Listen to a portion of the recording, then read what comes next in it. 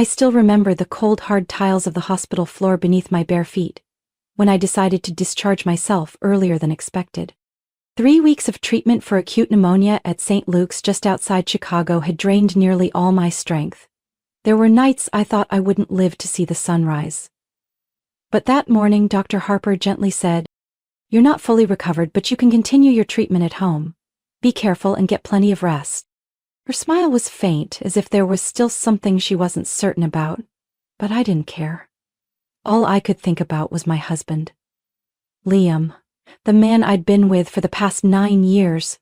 I missed his voice reading by my bedside each night, missed how he always reminded the nurses to bring me extra blankets, and most of all, I missed our home in Evanston.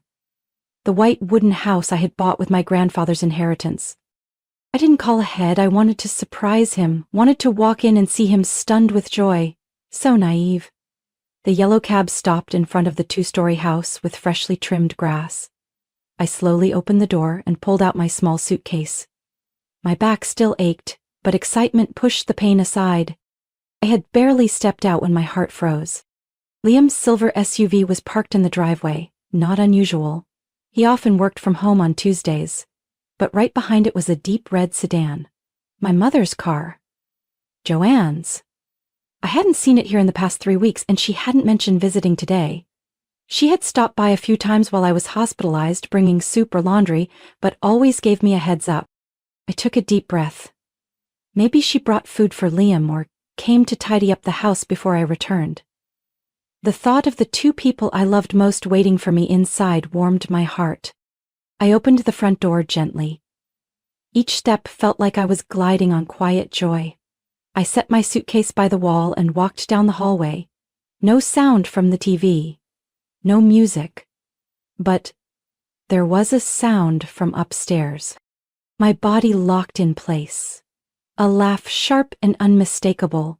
My mother's laugh. The one she used with doctors in waiting rooms or after her 3rd martini at charity galas. I gripped the stair railing. Maybe I was mistaken. Maybe the meds were still clouding my head. But my heart knew better. I climbed the stairs, each step stabbing into my recovering lungs. I tried not to cough. Tried to stay steady. The bedroom door was slightly ajar. Our bedroom. Mine and Liam's. The one with the ivory sheets I had changed less than a month ago. Just a few steps closer, and I heard the sentence that shattered me beyond repair. "Don't worry, Liam, Charlie won't find out. As long as we're careful." The way she said my name, like I was some oblivious fool, made my head spin. Pushed the door open. What I saw paralyzed me. I stood there, leaning against the doorframe, my hands trembling so badly I couldn't hold the thin blanket wrapped around my shoulders. My eyes locked on the 2 figures in front of me. My mother, Joanne, 56 years old, and Liam, the man I once believed was my safe haven. My mother was sitting on top of him, hair tousled, white blouse barely buttoned at the waist. Liam's hand was on her hip, his face consumed with desire. They were too lost in each other to notice I had seen it all. Until a sharp gasp escaped my throat. Liam turned first. His eyes widened, his mouth hung open like he was about to speak. My mother froze. Panic flickered in her gaze as she slid off him, hastily pulling down the hem of her shirt. "Charlie?" Liam stammered, reaching for a blanket to cover himself. Why are you here? The doctor said Friday." My mother chimed in, her voice soft like she was soothing a child who saw something they shouldn't have. "Sweetheart, I thought you were still at the hospital. You shouldn't be walking around so soon." I clenched the door frame to keep from collapsing. Each second passed like a blade.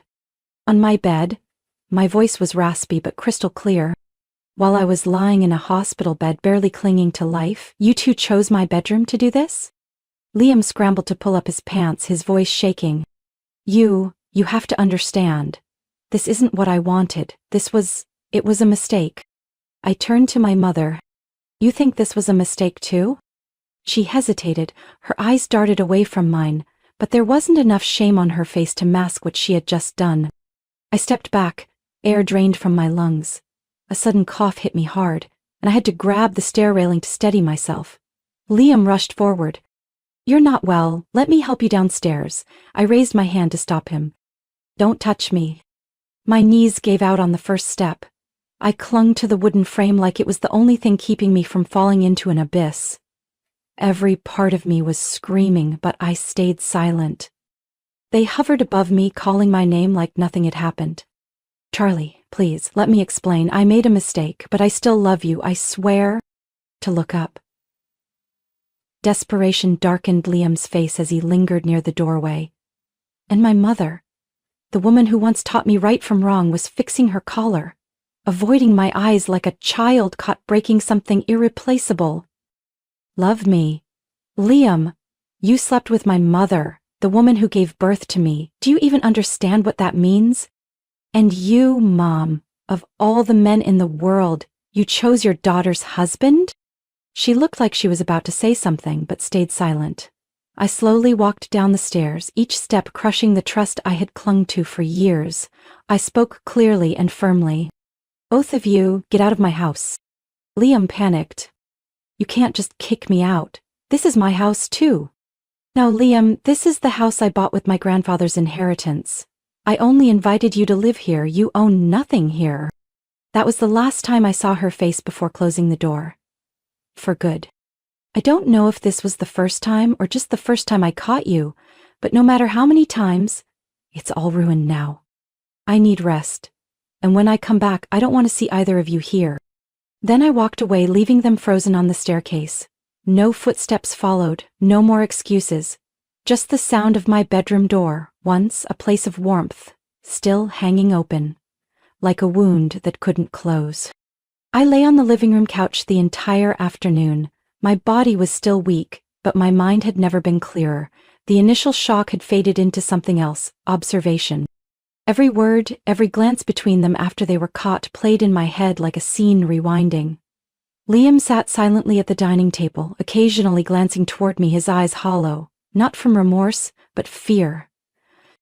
As for my mother, she locked herself in the basement office, avoiding me all afternoon, as if I had done something wrong by coming home early.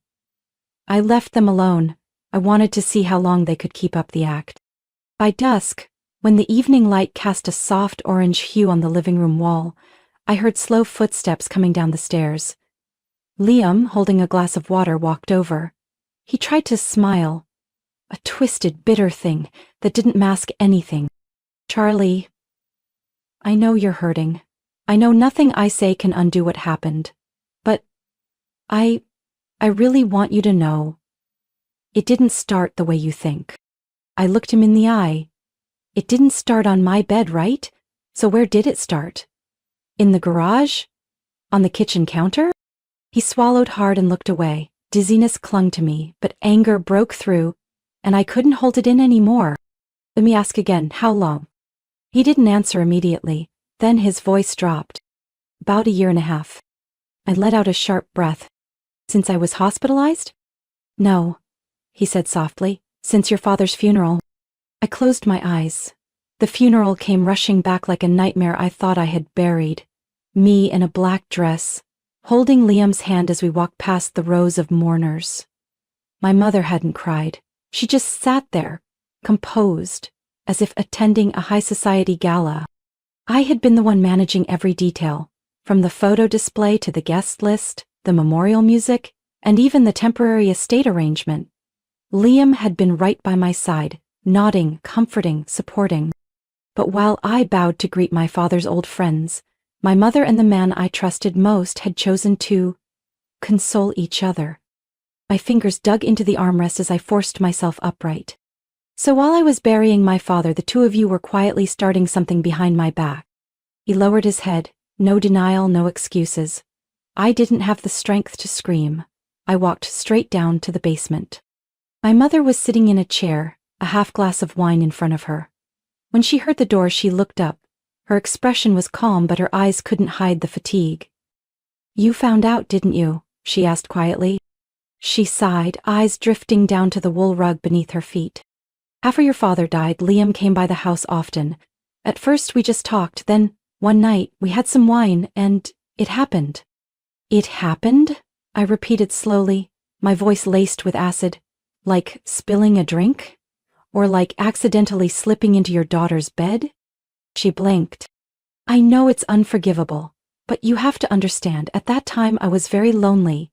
I'd just lost my husband and you were drowning in work, planning the funeral, handling everything.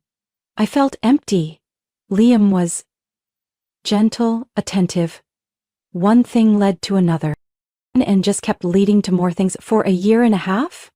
I saw it in her eyes. There was nothing left to deny. I turned away and walked upstairs, my voice echoing down the cold hallway. You should pack your things. I don't want to see you here tomorrow. That night, I didn't sleep. I opened my laptop, hands trembling as I typed in my password, but my mind had never been clearer. I didn't know when I had become this version of myself. But I knew one thing for sure. From this moment on, I was no longer the Charlie who believed in family loyalty. I started planning that very night, while the house was silent and the two betrayers assumed I had passed out from exhaustion. They had no idea I was lying in the dark, eyes wide open, ears tuned to every movement. Not a word passed between them. That wasn't guilt. It was fear. And I knew, if I did nothing, they'd keep living in their dirty little cocoon, comfortable and undisturbed. No, I wouldn't let that happen. The next morning, I sent an encrypted message to Arthur Bellamy, my father's personal attorney. A cautious, discreet man who had worked with our family for nearly 20 years. My father once said, if anyone could keep a secret better than a safe, it was Arthur. The message was just a few lines. I need to see you in private. No contact through email or the old number. An hour later, Arthur called back from an unknown number. His voice was as steady as the last time I saw him, at the estate meeting after my father's funeral. Charlie, something's wrong, isn't it? I need the truth, Uncle Arthur, as soon as possible. We arranged to meet the next afternoon at a secondary legal office in Wilmette, a place my father used for handling sensitive documents. Joanne and Liam thought I was too emotionally wrecked to remember my own name, let alone take action. I showed up deliberately frail, pale skin, thick coat, dark circles under my eyes, but my gaze was sharper than it had ever been. Arthur pulled out a chair for me and set a cup of hot tea in front of me. You can speak now. What's going on, Charlie? You once said my father updated his will a few months before he passed, but I've never seen that version. He paused, then slowly said, because it disappeared. I leaned back. My heartbeat slowed, like everything was starting to become clear. Arthur continued, your father came to see me about 7 weeks before he passed. He brought a revised version of his will. In it, Joanne's share was reduced to 20%. 60% was moved into a trust fund under your full control upon turning 35. The rest was allocated to the charity he was building. But after he died, only the old version was used. Correct.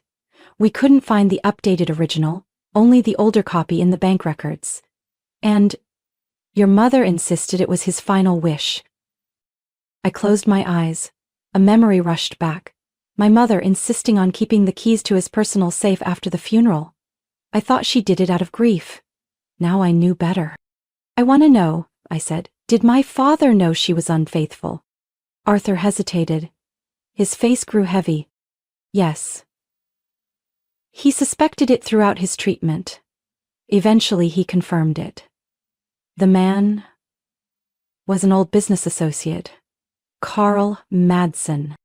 I nearly dropped my tea. Carl was someone who used to visit when I was in college, always bringing Italian bread at Christmas, calling me his second daughter. I couldn't believe it. Arthur slid a file folder toward me. Here's the evidence he gathered. Texts, photos, account statements. Your father was going to confront them, but in the end he chose a different route. He revised his will and severed all ties with Carl. I flipped through the documents, saw my mother's signature in an email to Carl, ambiguous messages, photos of the two of them at a resort in Colorado. Right when my father was hospitalized. You think she knew about the revised will? She wasn't just aware, Arthur said. We uncovered evidence that she erased it intentionally. I looked up. We recovered an audio recording from Carl's former assistant. It includes the two of them discussing a document that should never surface.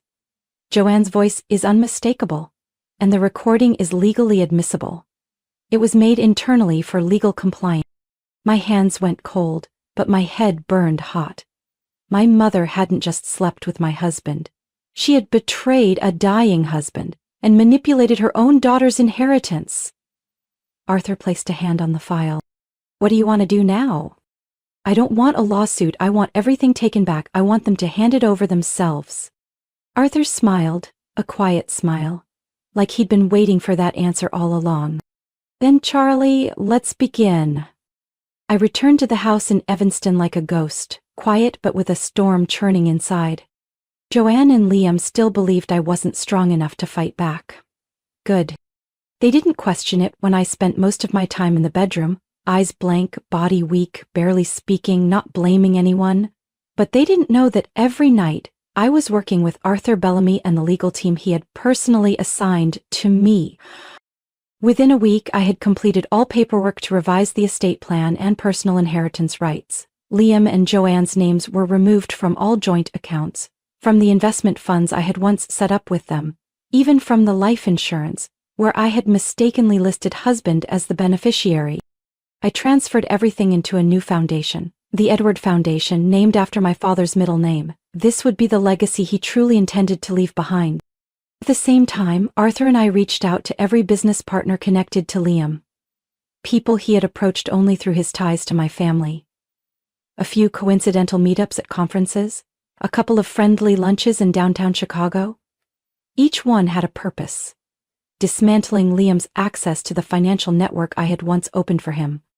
One deal in particular stood out: his contract with Darrell and Myers, a finance firm that gave Liam a project coordinator role purely because I had vouched for him. I called Darrell, an intelligent and pragmatic man who had deeply respected my father, and sent him a full summary of Arthur's findings. Liam had falsified his contribution percentage, concealed the fact that the seed money came from the Bennett family trust, and misrepresented his financial capabilities. Charlie, Darrell said flatly, with this evidence, we'll terminate Liam's contract immediately. Thank you for the timely warning. The next day I called Liam into the home office. He walked in with a cup of coffee, his face lit with hope. You wanted to talk? I'm so glad, Charlie. I know I messed up, but if you give me a chance, I raised my hand to stop him. Sit down. This isn't about marriage, it's about finances. He blinked. Finances? I slid a stack of documents across the table. I've changed the entire inheritance. You're cut out of anything tied to my family's money. From now on, you'll live off your own abilities, if you even have any. Liam's face went pale. Charlie, you can't do this. I gave you my youth, building everything together. Don't you remember?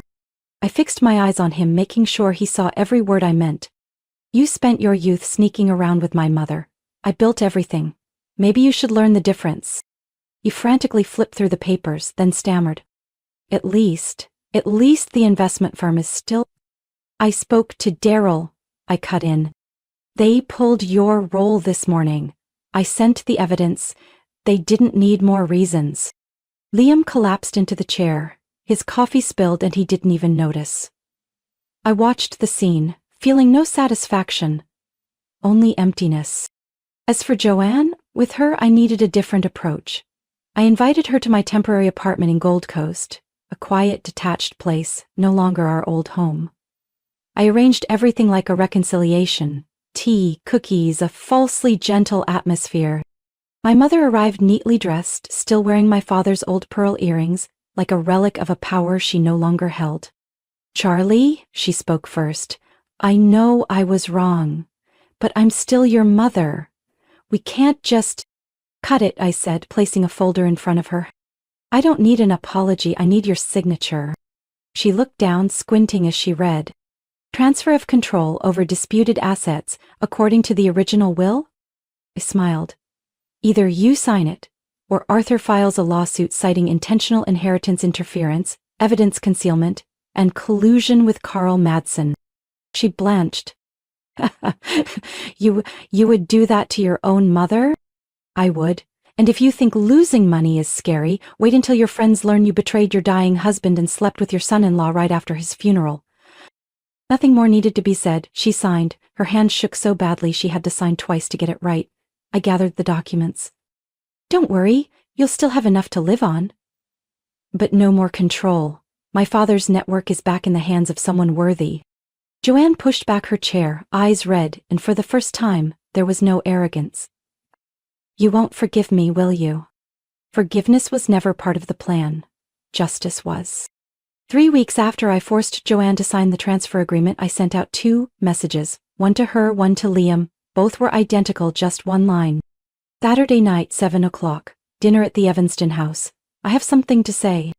I intentionally chose the old house, the one my father called the last stronghold of family. The dining room remained untouched since his passing, a crystal chandelier, an oak table with 8 chairs, and his portrait framed at the head of the table. I had it thoroughly cleaned, laid out the tablecloth Joanne once hid away, and played the classical symphony my father loved. That night the house felt as if he was still there. Liam arrived first. He wore a pressed blue shirt, clean-shaven, holding a bottle of red wine. When I opened the door he smiled, as if everything had somehow softened. You invited me to dinner. I'm really glad, Charlie, truly. He looked around, a bit confused. You kept everything the same? Tonight is to honor the one who deserves to be remembered, I said. Joanne arrived 10 minutes later, in a black silk dress, wearing the old pearl necklace, her usual attempt to project elegance. Seeing Liam already there made her expression falter, but she recovered quickly. Thank you for inviting me. A family dinner is something I've always hoped for. I seated them across from each other. I sat at the head of the table, under warm amber lighting. Wine was poured. The first course was served by a private caterer I'd hired. I didn't cook, and I had no intention of serving. We ate the appetizer in silence. I let them have a few bites, making sure no one could excuse themselves from the table easily. Then I set down my fork and knife and raised my eyes. Thank you both for coming. Tonight's dinner isn't about healing, it's about closure. Joanne froze, her wineglass suspended mid-air. Liam furrowed his brow. Closure for what? I turned my father's portrait on the table to face them. This is for him, for my father, a man who was betrayed even while he was dying. Joanne clenched her fist. Charlie, we've talked about this already. I never said everything, I interrupted. I stayed silent because I was collecting evidence. Now I have it. I pulled a USB drive from my pocket and plugged it into the laptop set beside me. The screen displayed images, the missing will, messages between Joanne and Carl Madsen, wire transfers, and finally, the audio recording of her voice with Carl. That document cannot surface. It would ruin everything. Joanne went pale. Liam turned to her. What is this? I turned to him. You don't know? My mother colluded with her lover to erase my father's revised will. That's how she walked away with nearly half the estate that was meant for me. Joanne snapped. Charlie, I did it for you. I was thinking about your future. You're not mature enough to... I slammed my hand on the table. Don't insult me any further. You did it out of greed, and because you knew my father had finally seen you for who you really were. I faced Liam, my tone cool and unwavering. And you... Did you know about this? He shook his head, lips pressed tight. No. I swear. Good, then you'll find the rest even more interesting. I moved on to the next part of the presentation. Contracts Liam had signed with altered terms. Falsified reports he'd submitted to partners.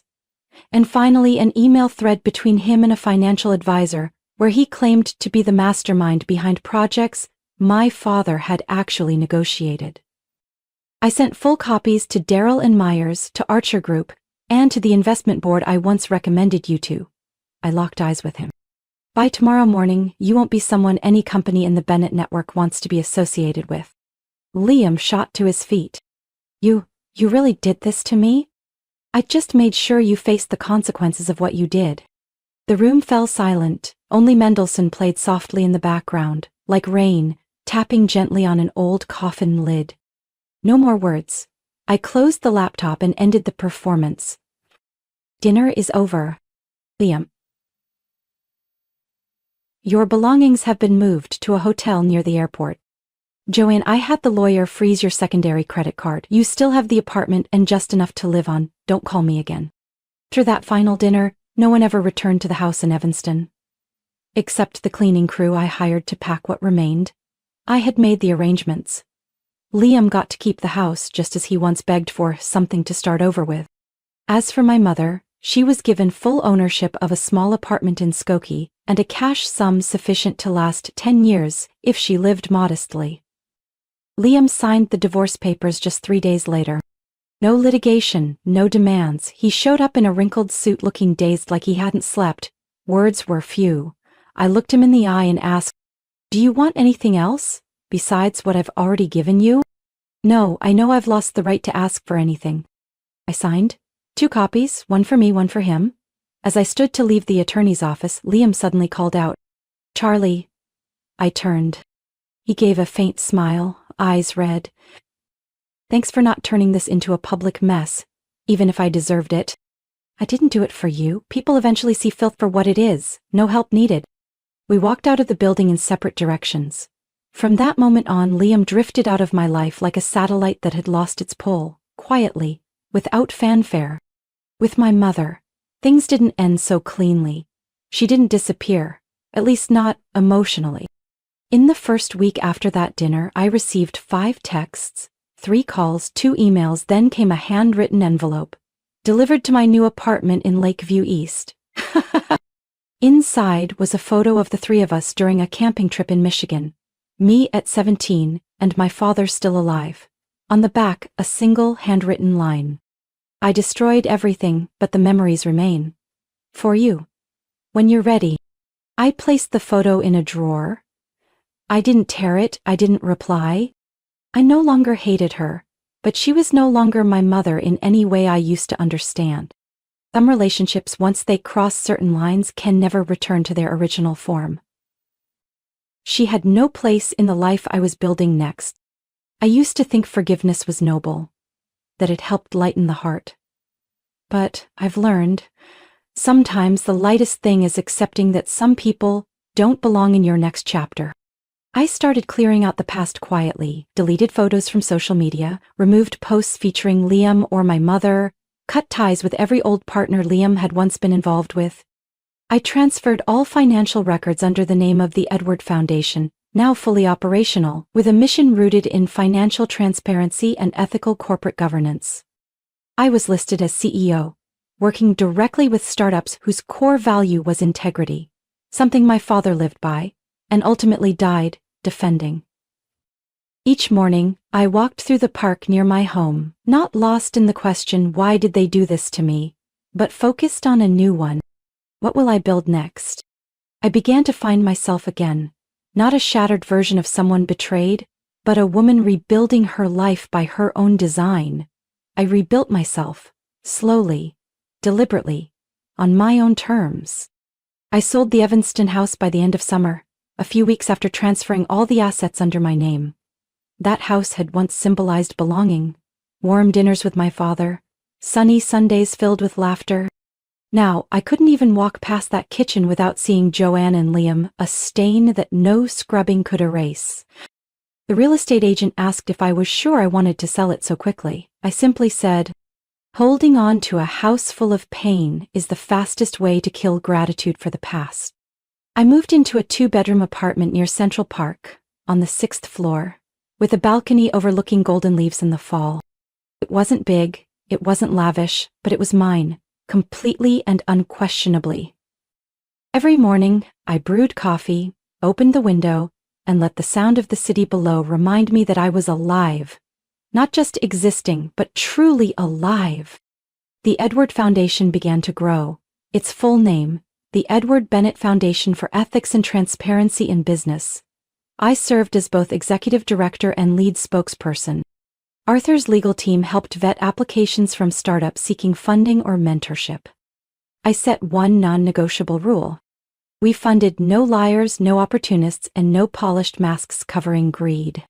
At first, many in the traditional investment world dismissed me. Just another rich girl playing social justice. I didn't argue, I worked, met with young founders, attended independent entrepreneurship forums, and spoke the only language that couldn't be denied: preparation and real understanding. 3 months later, Edward Foundation had 3 funded projects mentioned in the press. Not for the dollar amounts, but for the ethical standards we upheld. One of them was a green tech firm founded by 3 women, previously rejected in 4 funding rounds for lacking pedigree. I saw myself in them. Underestimated for not following the conventional path. One afternoon, during a legal team meeting at the office, Arthur walked in with a rare smile on his weathered face. Edward Bennett's daughter has finally done what he always hoped, turned money into responsibility. I didn't say anything. Because honestly, I didn't need anyone else to validate it, except myself. I started filtering my social circle. The invitations piled up. I stopped replying. The parties? I no longer cared to attend. I spent time with the people who genuinely cared whether I was okay. Not because they wanted something, but because they truly meant it. Old friends once close to Liam gradually disappeared from my contacts. Those who used to pat my mother's shoulder at social events stopped sending invites. I didn't feel a loss. My circle was smaller now, but more real. I learned how to live without my mother's approval, without my husband's affirming gaze. I started buying flowers from my own home every weekend, decided for myself whether I wanted a quiet day reading or to head downtown and eat alone. No more questions like, who's going with me? I go with myself. And that's enough. Sometimes, in the quiet afternoons watching sunlight fall across hardwood floors, I still miss my father. The way he arranged teacups. The way he taught me to read a financial statement like it was a treasure map. And more than anything, I miss the way he looked at me, not as a pampered daughter, but as someone worthy of carrying his legacy. Some evenings, I'd sit with Arthur just to drink tea and chat about nothing.